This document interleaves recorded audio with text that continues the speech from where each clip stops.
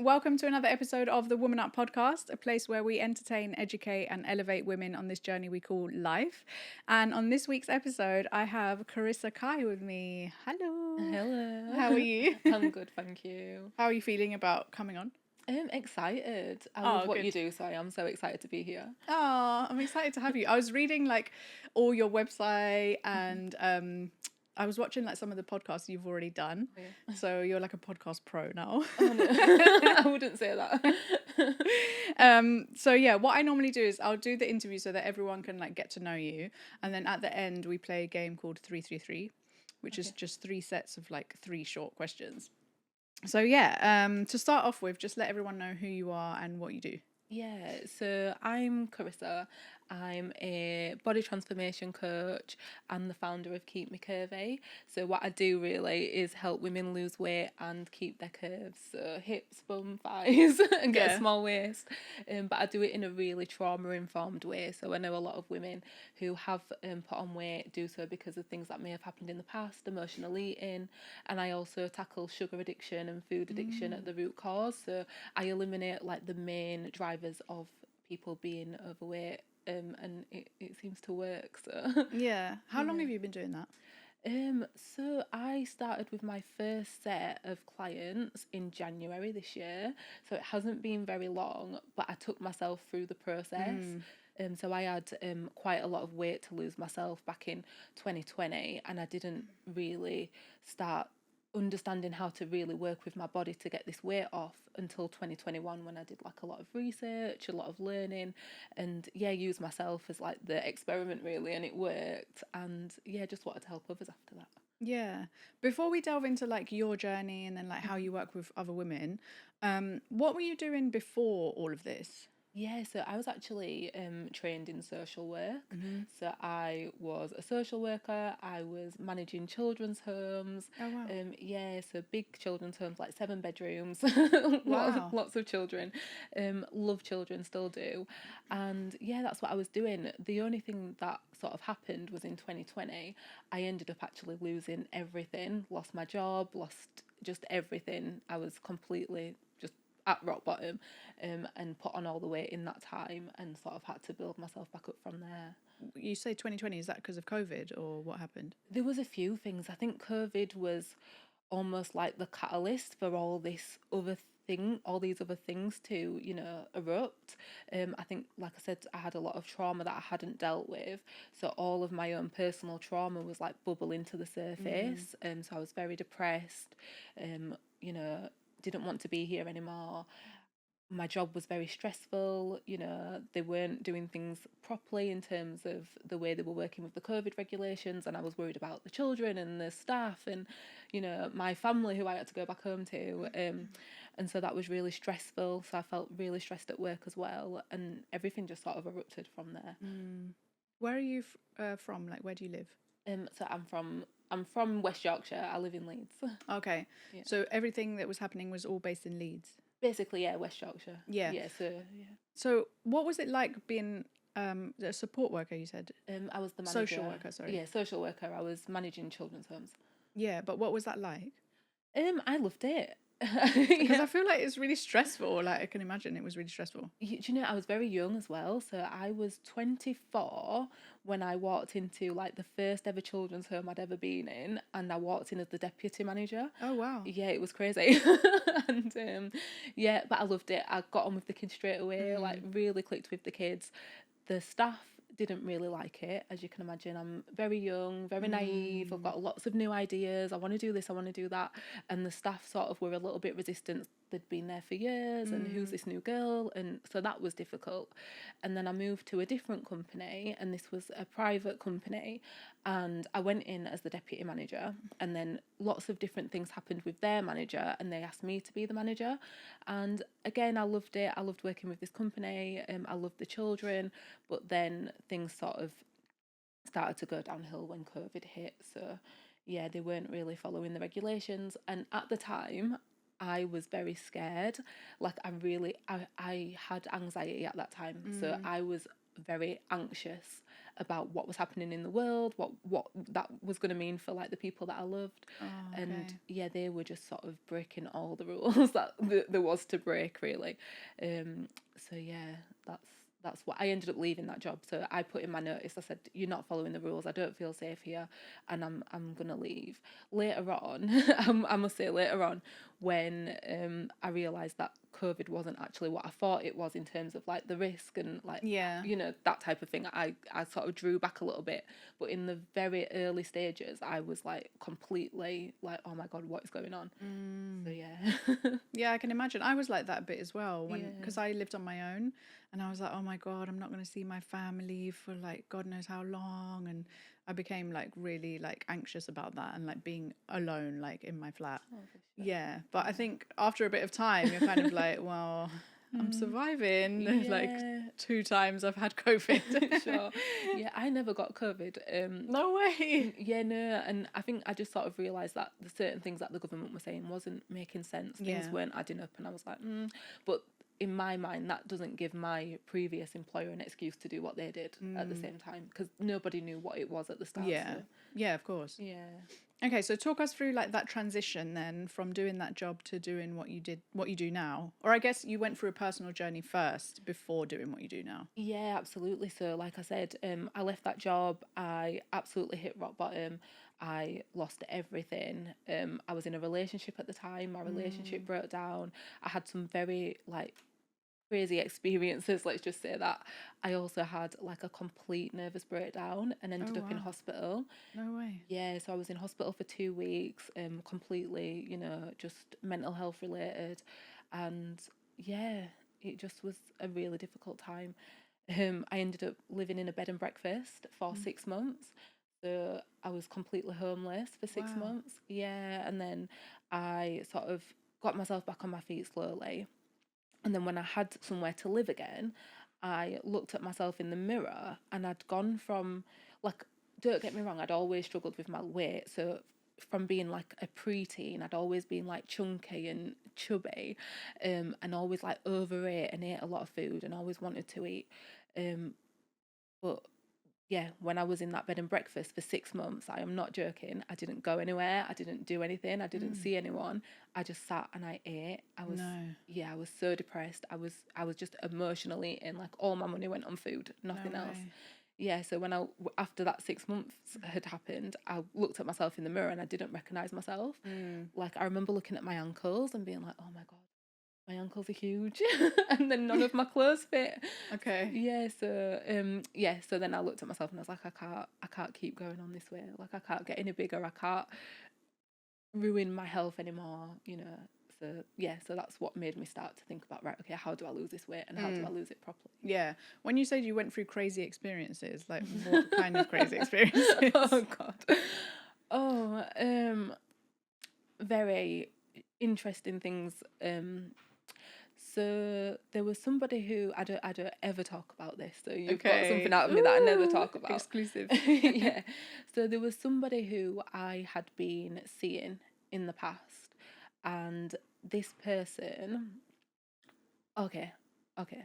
I ended up getting back in contact with him for a particular reason, but you've just reminded me. So at that time, if you remember, Black Lives Matter was happening, and it was all around George Floyd. Okay, and my sister one day, my little sister, I love her to bits, and I rang her, and I was ringing her about work to say, oh, I'm so stressed with my job, I don't know what to do, blah blah blah, and she was like crying on the phone when she answered the phone. I was like, oh my God, what's happened?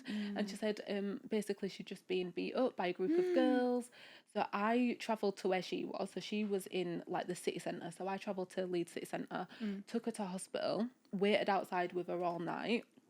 Because at COVID, only she could go in. So I waited outside. She went in, and then 4 o'clock in the morning, around 4 o'clock in the morning, we came out of the hospital, and I heard this scream, and I looked over and there was a person. I didn't know who this person was. I just knew there was a person on the floor and he was being held down exactly as George Floyd was. No way. Yeah, and there was all these people around. There was police officers, there were security guards, and then there was all these security guards just kneeling on him, and it triggered me. Like it just felt so traumatic, and I remember screaming. I've got this all on video. Like my sister was recording, so I've still got the video on my phone, funnily enough. And I'm like, you need to get off him. I said, people are dying like this. You need to get off him. So anyway, we got that boy. It turned out to be a young boy. He was 19.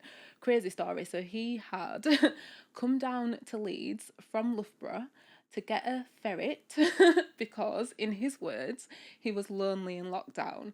Oh, So bless him. yeah, as he'd been sort of jumped by these security guards, he'd lost his ferret. So it's 4 o'clock in the morning. We're outside the hospital, and this young black boy is crying. He's got a cut on his hand from where they've torn his hand up, and he's like, "Where's my ferret?" And I'm like, I was just like, do you know what? Where's his ferret? We need to find his ferret. He wants his ferret. I'm thinking, what ferret? Anyway, so the police are like, you need to leave. So okay, I said, come on, you're coming with us. We'll take you somewhere. Where do you want to go? He said, well, there's nowhere to go. We couldn't get him in a hotel because there was no hotels taking anybody because it was COVID. So we ended up actually taking him back to ours, set him up in the living room, and on the journey back to our house, my sister's student accommodation, I say our house, but my sister's student accommodation, he found his ferret, and he had this like tiny little white ferret that he'd bought. So that was him, and then the next day I bought his ferret like a house and took him back to Loughborough. That's so cute. Yeah. Anyway, he was a rapper. So he had created this rap about his experience. He sent it to me and my sister, and I knew somebody who was in the music industry, ended up getting back in touch with this person. Long story short, that relationship that I had with this person was like an intimate relationship. We were seeing each other for a little bit, and we ended up actually getting back into something like that. Some just how it goes. Like a casual, like a situationship. Yeah, exactly. And yeah, it just all just blew up. It just was absolutely crazy. Yeah, he it was an interesting time. Yeah. Was it like a toxic relationship or? Yeah, well, it was only like from June to maybe August. This all happened in such a short amount of time. But yeah, I think we were both in a bad place. So he was in a bad place mentally, I was in a bad place mentally, and together we just triggered each other. And I think because of who he had connections to, he sort of used that to sort of spin a story that wasn't quite true about me. What I didn't realise is that he'd actually had a girlfriend, and was cheating on his girlfriend, and it all just, I ended up, in the situation that I shouldn't have been in, basically. And he was also violent, and, it was a lot. Yeah, it sounds like a lot. Yeah. So then was that the relationship you were talking about that broke down? No. So prior to connecting with this guy to try and get the young boy, like, I don't know, just a bit of studio like time. a connection in the music industry, yeah. Just something to say, do you know what, I'm sorry you've been through what you've been through. Here's, this person who knows this person. So no, prior to that, so this is like all within the matter of weeks. My boyfriend at the time, my partner, he lived in Manchester. So one day I go over to Manchester, and I am sort of,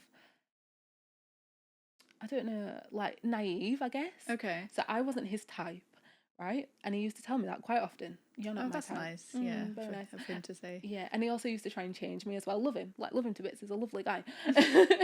But yeah, he used to try and change me. Like, do your nails like this, do your hair like this. Could lose a bit of weight. Could wear this instead of that. Nice. That type of thing. So my self-esteem was at rock bottom. Like, seriously, couldn't look at myself in the mirror. Didn't like the way that I looked. I was really, really like low self-esteem. Anyway, so I was naive. His type are Arab girls. Okay. Yeah, and he had a friend who was Persian who lived around the corner from him, and she's a beautiful girl, gorgeous, like tall, slim, long hair, beautiful eyes, gorgeous girl. And I was like, oh, they're just friends. Like, never ever occurred to me that anything could be happening with these two people. Anyway, I ended up like catching them both out in a lie. She said that she'd spent her birthday alone. she'd actually spent it with him at his Okay. house. Right. And that came out through his mum, who told me. Mm. So I was like, okay, fair enough. And then I was leaving the next day trying to get to the bottom of what had been going on with them two, and she turns up at the door. Oh, okay. Yeah. So I'm like, what's been going on? And he won't say anything. She's sat there smiling at me, not saying anything. I'm like, okay. Why is she smiling? I've got no idea. I don't know. She was quite an interesting girl, actually. So she had this relationship with a police officer. Right. Like a situation with this police Okay. officer. Everyone's in situationships in this story. Right. God. Yeah, so she had this situationship with this police officer, and she drew him. She was drawing him. So when I'd go to her house with my partner, because they were friends, I'd just see these drawings of this police officer. So I don't know. That's random. Yeah, really random. Okay, so let's like backtrack a little bit. So you were in a relationship. You said you were living in a bed and breakfast Yeah. for 6 months. When you say like you were eating just all the time, where did that come from? Like you've said like you've delved into like your own healing, but where do you think that come from? Was it an addiction or? Yeah, I think so. I used to use food for comfort. Yeah. So to make me feel safe, to make me feel better, to feel like an emotional whole, and almost to sort of like numb my emotions as well. So like if I was depressed, eating would relieve that for a little bit. So I guess, yeah, that's where that came from, just like eating to numb those difficult emotions. Yeah. So then at what point were you like, I need to get help? Like what was your first step? How did you work through that? So I think I got on the scale and I was like 17.5 stone, so like 245 pounds. And I was like, I've never been this big before. Didn't recognise myself when I looked in the mirror, and I was like, okay, I need to do something about this. And I started off by actually going swimming. Okay. Yeah, I love swimming. Yeah. Yeah. So I took myself swimming. I went there a few times. Couldn't really stick with swimming, so then I started skipping. Okay. Yeah. It's interesting you say swimming as well, because I feel like if you weren't like confident about yourself as well, like surely getting into a swimming costume is like stressful, no? Yeah. And then something really funny happened. So I was at the swimming centre. So it was in a place where I didn't know anybody, like quite a small town. So I felt quite safe. I thought, I'm not going to bump into anybody. Yeah, I did. Oh. So one of the women who used to work in the first children's homes, one of the women who actually really didn't like me, she was in the swimming pool, and we both got out at the same time. And I remember I had a glass bottle, and my glass bottle like rolled off the seat and smashed on the ground in front of her. Oh, no. And I was like, oh, great. Now, like, yeah, she just thinks I'm, like, so I was like, okay, I'm not coming back swimming. Did she say anything to you? No, she hated me, this woman. Oh, she just blanked you then? Seriously hated me, yeah. Oh. So yeah. But yeah, so then after that I was like, oh, I don't really want to come back here. Maybe I went back like once or twice, but I was like, I'm not really feeling it. So yeah, then I started skipping outside my house. I did like 10 minutes every day, and then just built up from there. And I had like really bad anxiety as well. So like getting out of the house was a struggle. So yeah, skipping really helped. So I was working on the anxiety. I took myself through like this, I think 14-week anxiety course. And I was like, okay, I can do this. I can beat this anxiety and get this weight off. So one of the things in the anxiety course is you've got to be really mindful about what you eat. So added sugars, they drive anxiety. Sweeteners drive anxiety. Caffeine. So yeah. So what happened after you were at the B&B? Like, did you move somewhere? Like, what happened in that interim? Yeah, so I was there just literally eating, and then I got a flat. So yeah, when I got the flat, I was like, okay, I've got a base now. I can cook. I couldn't cook at the B&B, so it was takeaways and fast food. Yeah. So I thought, right, okay, I've got a fresh start. I can cook. And then once I'd lost a little bit of weight, I started watching people on YouTube. I started watching like fitness girls and seeing what they were doing, and then I realised that weight training was something that could maybe give me a bit of shape back, because one of the things that I don't know if it's the same for other women, but definitely black women, we don't want to lose too much weight because we don't want to lose our curves as well. So I was like, okay, found a way around that, which seemed to work. So I was like, okay, I'll do that. I bought a set of weights for home and started training at home. And then eventually I got into the gym and then got a personal trainer at the gym, fell in love with the gym. And then, yeah, that's been the journey since, really. And do you still just weight train, or do you do like loads of other things? Yeah, mainly now. So I used to do roller skating. Oh. Yeah, I really got into like a self-love journey and a healing journey, and part of that was like healing my inner child. So I thought about what did I like to do when I was younger, and I used to like putting my roller skates on and going Yeah. outside. So I was like, okay, I'll start roller skating. So I bought a pair of roller skates, started doing that, did it for about a year. Really enjoyed it. There's like a great skate community in Leeds, but also in London as well. So I've got Yeah. like people in London who I know through skating now as well, so that's good. Yeah, then I did pole fitness for a little bit. Didn't have the upper body strength, but really liked, the form and the Yeah. movement. So yeah, did that for a little bit. But now, yeah, I do like the gym. I just do weights and cardio, and that's it really. Yeah. Hey ladies, thanks for joining us here on another episode of the Woman Up podcast. I hope you're enjoying the episode so far. I just wanted to take a moment to say, if you're listening on Spotify or Apple Podcasts, please follow the channel and leave us a review. It really, really helps with our reach. If you're watching on YouTube, don't forget to hit that subscribe button so that you don't miss any episodes in the future. If you're feeling especially inspired, please feel free to leave us a comment or share the episode on your socials. I personally read all comments, and every share has a massive effect on our growth, so it really means the world to us. Thanks in advance, we appreciate you, and let's get back to the episode. Okay, so talk us through, you did the anxiety course, and then what was that course like? Like, what happened after that? Yeah, so that's a funny story as well. So in in 2016, I'd had anxiety for years. So like full on panic attacks every single day, multiple times a day, where I didn't want to leave the house. And I was at uni, and it was 2016, and I got into a taxi, and I was having a panic attack on the way to where I was going. And I said to the taxi man, please turn around and take me home. And he was like, are you having a panic attack? I was like, yeah. He was like, oh, I've got something that might help you. Okay. So he gave me this course, and I did the course, but I didn't take it. Like in the first 4 weeks of the course, the panic attacks had gone, but it's a 14-week course.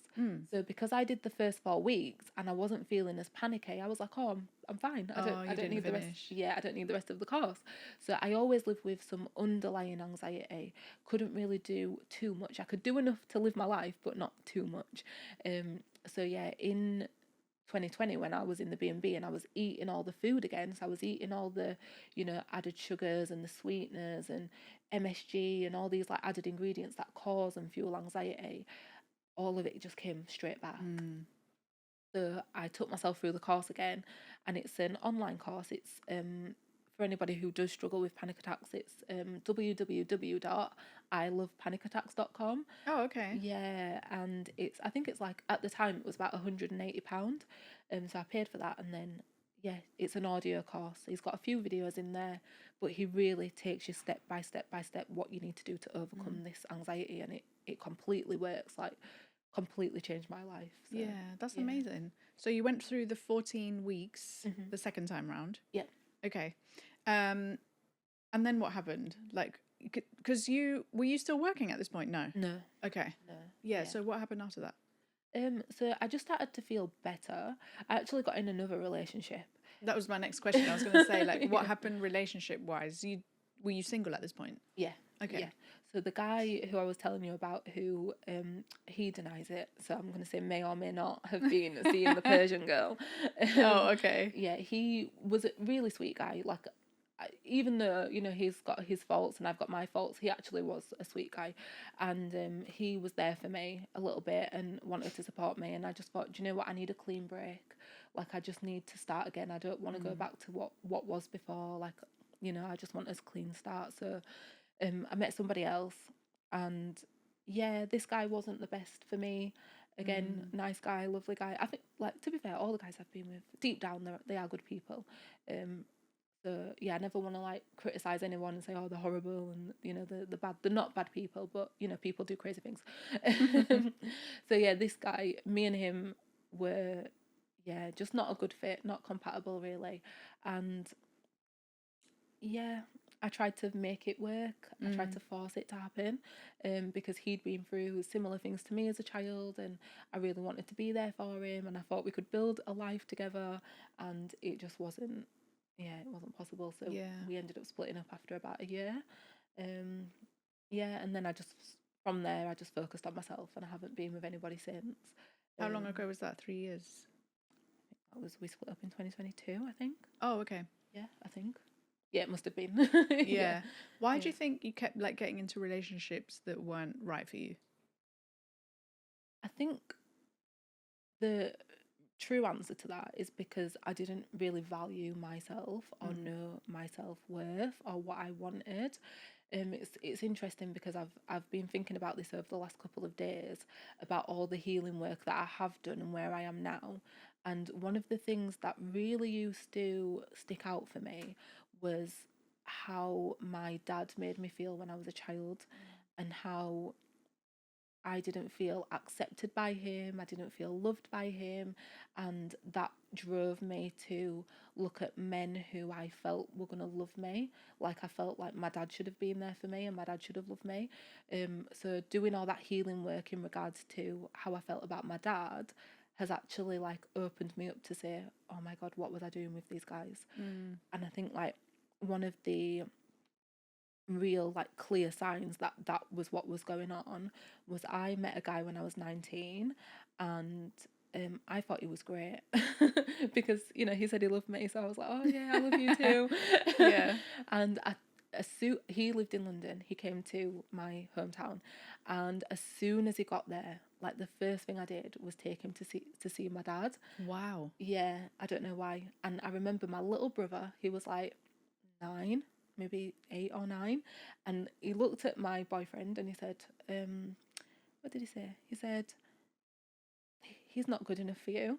Oh, wow. Yeah, In front of in him? front of him. No way. Yeah. And I was like, oh, okay. But I think now that I think about it, and when I have thought about it, I just wanted to prove to my dad that somebody could love me. Oh, wow. Yeah, so that's not consciously at the Yeah. time, but when I think, why did I do that? I think subconsciously that's why I wanted to show my dad, like, oh, somebody does see value in me, somebody does love me. So yeah, but yeah, because I've been able to heal that within myself, in terms of, okay, my dad was like this with me, that doesn't mean anything about who I am, that just is a reflection of where he was. I don't know, but I don't think that I will get in a relationship again where it's not the person who is for me. What about in terms of like the addiction, the food addiction? Mm-hmm. How did you tackle that? Because obviously you did the anxiety course, but then the food addiction, I'm guessing, is separate from that, right? How do you Yeah, deal with stuff like that as well? yeah. So this is like a whole backstory. So I started smoking cigarettes when I was very young. I was like 11, and I smoked all the way up to 19. And I don't know who said it, but somebody said there's a book you can read and you can stop smoking. So I was like, okay, I'm going to read this book. I want to stop smoking. I read this book. It was called The Easy Way to Stop Smoking, and I stopped Okay. smoking overnight. No way. Yeah, just read the book, finished the book, stopped smoking. So again, I don't know how, but I found out that the author of that book also has books on how to lose weight. So he's got one called The Easy Way to Lose Weight. He's got another one called The Good Sugar, Bad Sugar. And I've read all of these books just because I'm so interested in his method. And there are pitfalls to this book. So it's not a catch-all. Like if you read this book, it's not like, okay, I read the book and that's it, I'm done. Yeah. It doesn't work like that. So I've read the book about 50 times. No way. Yeah, because I kept on falling into the pitfalls. Yeah. I don't need to read it anymore because I know what the pitfalls are now. But yeah, so this time around, I read the book Good Sugar, Bad Sugar, and that took away the sugar addiction for me. Yeah, and because I knew what to avoid, because I'd fallen into the trap so many times, I was like, okay, I'm finally free now. What are like the key traps? Like, just give me a snippet. So hidden sugar is in everything. So sugar is as addictive as cocaine. So if you are somebody who has that addictive nature when it comes to sugar in particular, and you're eating things that you don't know have got sugar in, then that addiction's going to kick back in again, and you might not even know why. So like an example for me, I shouldn't have been, it's not on my list of things that I want to eat, but I fell into the trap of eating fish fingers, And I like fish fingers. yeah. Yeah. I guess that comes back to like I was in a low place at that point when I thought I just want some fish fingers and chips, and white carbs are sugar as well. So when we say good sugar, bad sugar, we're also talking about white carbohydrates. And I just wanted fish finger and chips, and I think that's because when I was growing up, when I was a child, that was like comfort food. My mum used to give me fish fingers and chips, and it was like homely. So yeah, so that's a separate issue, is emotional eating. Yeah. So that's something we tackle as well. But yeah, so eating fish fingers, they've got sugar in them. So I'd wake up at 9 o'clock in the morning thinking, oh, I could do with some fish fingers. It's 9 o'clock in the morning. No way. Why am I thinking about fish fingers? And I Yeah. looked at the back of the packet and I was like, oh, sugar. Yeah, another thing is white carbs again. So you think, oh, it's all right, I'll just have a little bit of rice, or oh, it's okay, I'll just have a potato. And again, like instantly, that craving comes back and it's strong. Peer pressure, like not knowing how to say no because everybody else is, eating crisps and chocolate and ice cream and wants you to do the same. I think that's one of the traps. Yeah. Yeah, or getting like complacent, like feeling like, oh, I've lost the weight now, I don't need to worry about what I eat. And then you eat what you want to eat again, and it's like, oh, I'm back to where I started. That's me. Yeah. Yeah. No, it's hard, it is. But yeah. Okay. What are the books again? So Good Sugar, Bad Sugar is the one that I recommend to absolutely everybody. Okay. But he's got the easy way to lose weight. He's got Lose Weight Now. He's got the easy way for women to lose weight. No way. What's the author's name? Alan Carr. So it's Alan Carr, not the comedian. No, everybody says that. Yeah. Yeah, no. ALLEN. Okay. Carr with 2 R's. Yeah. Okay. I'm going to look that up because I feel like Yeah, I need it. Honestly, Good Sugar, Bad Sugar, it's a great book, it is. But that then doesn't resolve the emotional eating that some people have, not everybody has. And that can also keep you overweight. So, like, for me, I would make people laugh because I'd have people around to my house and I would serve them dinner. Like, for instance, my ex-partner, he was at mine for Christmas, and I made him this Christmas dinner, and it was like 2 plates full of food, and I literally brought him 2 plates full of food, and he was like, what are you doing? What are you feeding me? I was like, this is just how much I eat. Like, wow. Yeah. I like my bowls, I'd buy like huge pasta bowls, probably sharing bowls, and just sit and have all my vegetables and all my, whatever I was eating, and have it full to the brim. Like, my sister came to my house once, I remember, and I made her some soup, and I filled the soup in this like huge huge soup bowl. Yeah. And she was like, why have you given me so much soup? And I was like, this is just how much I eat. Because for me, if food is a comfort, the more I eat, the more comfort I feel. No matter what food it is, it could be like bad food, or people say don't say bad food or good food. I've got an opinion on that. But if you struggle with, like, I don't know, like an eating disorder, then fair enough. But if it's like junk food or healthy food, I'll still eat a lot of it, and obviously the weight's going to come on because I'm overeating. So how did you deal with that? Did you have like therapy or? So when I was in the B&B, I had 10 sessions of counselling, and if I'm honest, I didn't get value out of that because I wasn't aware of what I needed to heal. It was only really when I started journaling, and I've always been a writer, I've always written everything down, but it was only when I started journaling that I actually came to really understand what was going on for me and what the deeper issues were. And I remember just like being at home crying, that I would literally just write and cry and write and cry and write and cry and just let all this trauma out and just allow myself to heal. And then I read a book called Get Over It by a woman called Ian Levanzant, and that helped a lot. So she, has you do this practice, and she says, okay, go through this book and identify where you are. Are you feeling guilt? Are you feeling shame? Are you feeling fear, regret, remorse? Like, what are the feelings? And then she gives you practices around those feelings. So one for me was like feeling unworthy. So I had a practice around feeling unworthy. And it took a long time. It took about 1.5 years. And when you're in the process, you feel like it's never going to end, but it does end, and you do get better and you get more resilient. Yeah. Is what I've found. So then what happened that made you transition into doing Keep Me Curvy? Was it just that you'd gone through this like massive journey and then wanted to share that, or like what sparked basically that jump? Yeah, I think I was toying around. I was like, okay, so I'm not going to go back into social work. I knew Yeah. that. Um, and I was like, what do I do? So I did a few things. I did a makeup artistry course, I did an interior design course, and I did a personal training course. And out of the three, it was personal training that I was like, oh, I could do something with this. I also had an online coach at the time. So there was a girl, I'd sort of seen her a few years ago, seen her again in 2021, I think, or 2022. And had her as an online coach, and I was like, oh, I could do something like this. And then I realised that actually I did the personal training course, like loved it, passed it. It was really hard. That's why I say it. Like the anatomy and physiology exam was so Yeah. hard. So past that, and I was like, okay, I don't want to be a personal trainer, and I don't want to solely focus on fitness. You know, I love fitness, but I want to really get to the deeper issues. And that's how I started Keep Me Curvy, really.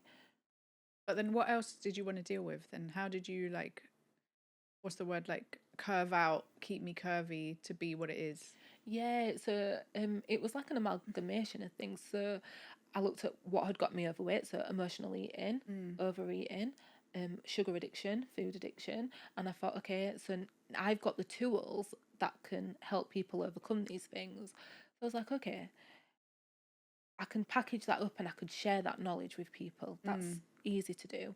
Um, my background in social work gave me the tools to be able to like come up with like theories and models of healing. And then I've also got a master's degree in gendered abuse studies, so domestic violence, sexual abuse. Okay. And one of the books I read when I was doing my MA was The Body Keeps the Score by, Yeah, I've you've heard heard of of it? that. Yeah, so it was a really good book. And one of the things that came out for me in that book, one of the things that stood out, was that a lot of people who are overweight or obese have histories of sexual abuse. Um, yeah, and it made a lot of sense. So when I read it, it made a lot of sense. I did a lot more research around it, and I was like, okay, so I've got this background in abuse studies, working with people who've experienced domestic violence and sexual abuse. Like I used to be a domestic violence advocate, so I worked for Women's Aid and I worked for Refuge. So I've got like a really good grounding in that field Yeah. to be able to then, support people, not Yeah. counsel them or give them therapy, but support them. Yeah. Um, so yeah, I thought, okay, so I've got the eating aspect, I've got the healing aspect, I've got the fitness aspect now. And then I just really delved into nutrition and what we should be eating and how we should be eating. And then, yeah, developed a course. So I put it all into an online course. I think I had like 7 modules, including self love and, self care, and, how that is so important when you're embarking on this journey because it is so difficult. So yeah, and I just recorded it all. So the idea for the course came from the anxiety course. I thought this anxiety course helped me so much. I had it in my pocket. I had it with me when I needed it. And imagine if I could do the same for somebody who just wanted it for weight loss. And that's what I did. So I sort of, yeah, It's modelled it off that. Yeah, it sounds like you've created like this holistic like approach to weight loss as well, rather than, because I've had personal trainers before and I've downloaded like plans and nutrition plans, but they're so like rigid Yeah. and there's no like personal connection, if that makes sense. Yeah. Yeah, so I like that you've like created this completely like holistic approach to it. Oh, thank you. Yeah. Yeah, I think one of the things that I like pride myself on is actually sitting down with my client and saying, okay, what do you like eating? Because I think we can enjoy healthy food. Like I'll say, you can have all your favorite foods. There's a healthy version of it that is good for you. It tastes good. It's like it'll make you youthful. Like why would you not want to eat this instead of that? Yeah. Like you can have pasta, you can have pizza, you can have chips. Yeah. Like you can have all your favorite foods. Like you can make your own biscuits and cakes and ice cream. Why wouldn't you want to do that? So yeah, I take a list of all my clients' favorite foods, and then I like put it in like a little fancy document and give it them back and say, right, this is your meal plan, these are the ingredients that you need, these are the calories, the amount of protein, the amount of fat, the amount of carbs, and yeah, just give it to them like that. What if I came to you and I was like, my favorite food is like burgers, chips. I love like white rice. I don't know. I love like I actually do love cheesecake, and I was like snacking a lot on like sweet stuff. Like, how would you make changes to a diet like that? So the first thing I would say is eat, like, this is what I say to my clients, literally, like, eat what you want. Like, have all that food, eat it all. But at the same time, you're going to be reading the book. Right? Okay. So you make a commitment to read the book. You then can eat whatever you want as long as you're reading the book. Because that's the premise of the book. You've got to keep eating what you've been eating. What's the book? Which book are you referring to? Good Sugar, Bad Sugar. Oh, okay. Or Good Sugar, Bad Sugar. Lose Weight Now. Like any of them. Any of them. Just Okay. keep eating. So Okay. my clients are like, oh, I wanted to come here and I wanted you to like give it to me and like tell me what I'm doing wrong. And I'm like, no, just keep reading, keep eating, but read the book. Okay. And actually, it's very difficult to get people to read the book. Really? Yeah. Okay. But I do get them through it eventually. Yeah. So that's the first thing I would tell you. And then I'd say, okay, burgers and fries. Cool. So I'd say we can look at different types of burgers. So have you heard of like portobello mushroom burgers? Oh my God, yeah, I have. Do you like them? No. Oh no. Okay. So then I might say, well, don't worry about the burger until you've read the book, because by the time you've read the book, you won't want the bun, and we can think about other ways to create that bun. But I would say like swap your fries for sweet potato fries. Okay. If you like sweet potatoes. I do like sweet potato fries, yeah. Cool. Parsnips are very good as well. Like all these I do like parsnips. Yeah, like root veg fries are just the same as regular fries. Chips, yeah. Yeah. And then what else did you say? Cheesecake. Oh yeah, I love a cheesecake. You can make your own cheesecake, really healthy, really like delicious. You can like do dates with, I'm trying to think of what the recipe is now, but there's so many different types of ways that you can make a healthy, like added sugar-free cheesecake, like so many ways.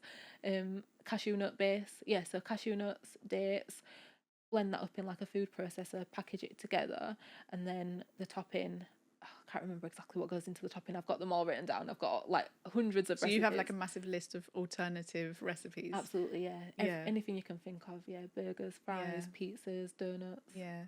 Do you think part of the problem is that people want like a quick fix? Like, I don't like spending hours cooking, especially not like every day. So do you think that's part of the problem as well? It's like it's easier to just grab like fish fingers, for example. They're just in the oven 10 minutes. That's it. You're done. Yeah. So one of the things with all of my recipes is they don't take long to make. Okay. Yeah. 15 minutes, 20 minutes. Yeah. 30 minutes max. No way. If you're making like a big pot of soup. Yeah. I can't cook. Okay. Yeah, I'm not the best cook. Like I can cook. I'm not gonna lie. But I'm not a chef, if that makes sense. Like I'm not in the kitchen slaving away for hours. Yeah. I'm not that girl. And I like things simple. I like things quick, and I like things like, reasonably affordable. So I'm not gonna go and ask you to buy something that you can't afford or you can't find. Like so simple, so easy, so quick. Like one of my and lots of like simple swaps. Like for rice, I get everybody to eat bulgur wheat. Which is like half the calories. It isn't like high white sugary carb, like it's none of that. It's got tons of like nutrients in it, and everybody who I've said like try this instead of rice, they've loved it and they just live on that now, which is what I do. I don't have rice, I have bulgur wheat. I guess a lot of the women I work with as well, they're professional women, so they don't have time. It's like I said, quick, easy, simple. Yeah. Another thing that I'd like to say about that as well is I actually look at it as like a bit of inner child work. So, when you was younger and you might have like been with your parent or whoever looked after you, and you'd make pizzas and you'd like make cakes. For me, that's how it feels when I'm like in my kitchen making these like very simple things, but I know they're going to be like really tasty. Like with my niece, I made yogurt bark with her, and it's like really, have you heard of yogurt bark? So it's like a really quick snack. So what you do is you get some yogurt, layer it out on a sheet, and then you add like frozen berries, whatever fruit you want, drizzle it over. Like I drizzle peanut butter over mine. People drizzle different things, and then you put it in the freezer to set, and then in a layer, like a shallow layer, and then you can snap it and just eat it like that. Oh, right, that sounds nice. Yeah, so like when I do things like that for myself, I'm like, oh, it feels like I'm a kid again. It feels like I'm back in the kitchen again, just experimenting, having fun. So yeah, that when you used to make like Rice Krispie treats and stuff. Exactly like that. Oh, I love that. Yeah. And do you know there is? I was thinking about Rice Krispie treats the other day, and there is a way you can make them with popped quinoa. So, yeah, honestly. No. Okay, you have to send me that recipe, and I'm gonna have a look at it and see. Do a little vlog experiment. Yes, I will, I promise. Yeah, okay, amazing. So what's your plan for the next like 5 years with Keep Me Curvy? Okay, So I hope to be able to get like an army of Keep Me Curvy coaches who have been. Oh, that's got a nice ring to it as well. Keep Me Curvy Curvy coaches. Yeah, so women who've been through the program, Yeah. who know what it's about, who understand the struggle, who then go out and coach their own clients and just sort of like become ambassadors for the brand. I also want to like develop my own food line. So I want to be able to have a product or products in the shop that you can go into. You don't have to worry if it's got sugar in it. You don't have to worry if it's got all these like crazy chemicals and it's going to make you want to overeat. And you can just say, oh, okay, I know this is going to taste good. I know it's going to be good for me. And I can still eat if I'm losing weight. Like, there's nothing like that in the shops right now. Yeah. Like, very little if there is anything. So I'd love that. Like, I'd love to create like a food empire.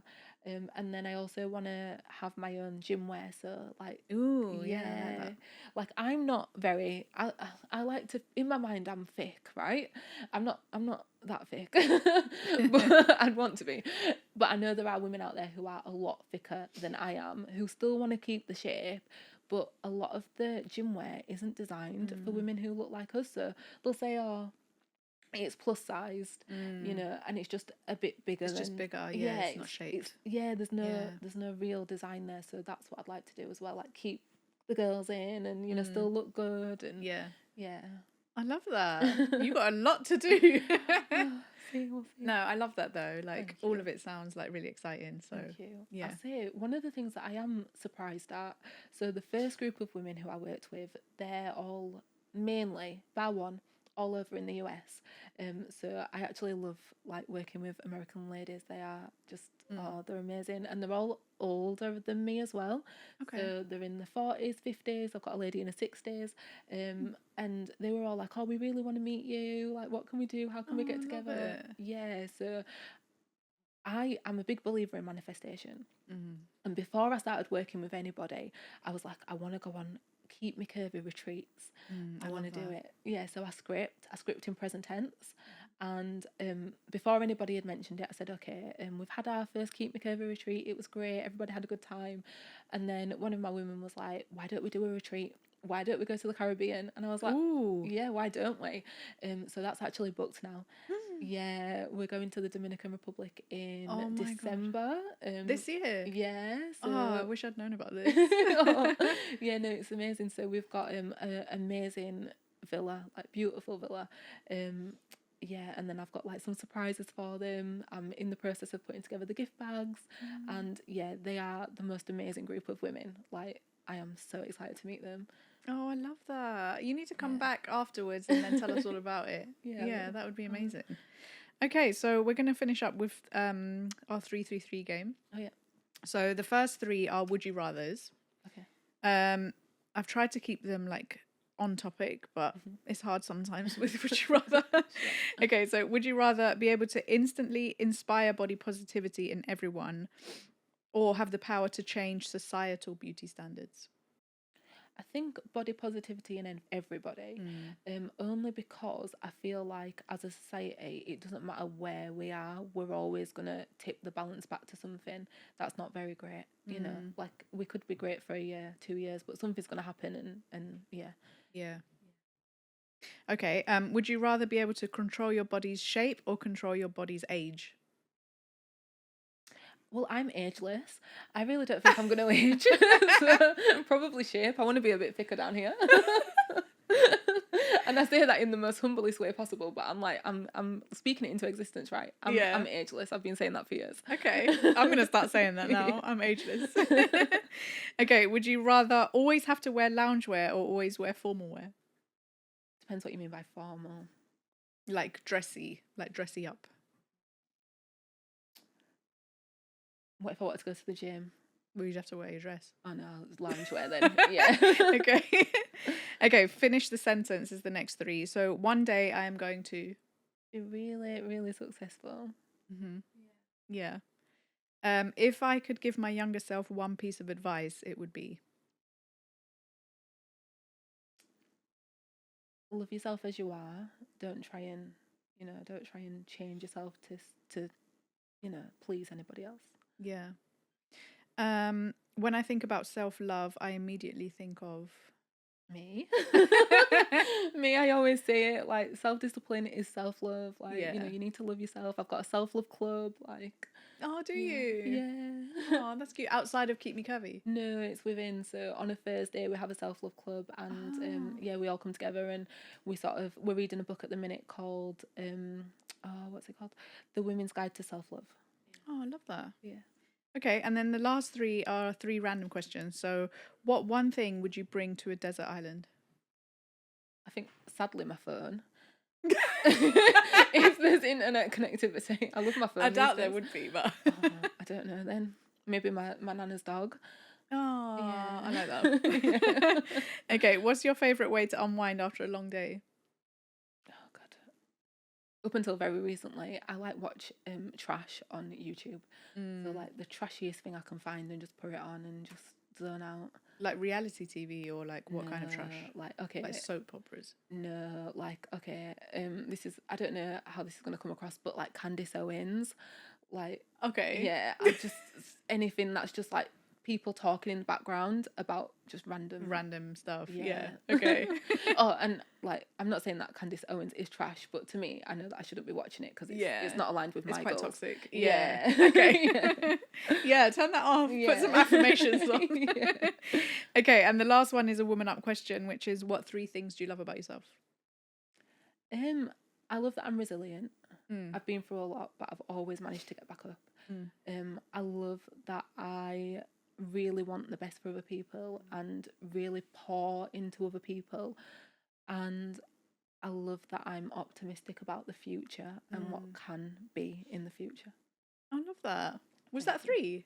Yeah. So optimistic, Resilient, resilient, pour and into yeah, other pour people. into other people. I love them. Oh, thank you. Oh, well, thank you so much for coming on. It's Oh. been amazing having you, and I feel like you should come back just to like fill us in on like the retreat Yes. and like what happens.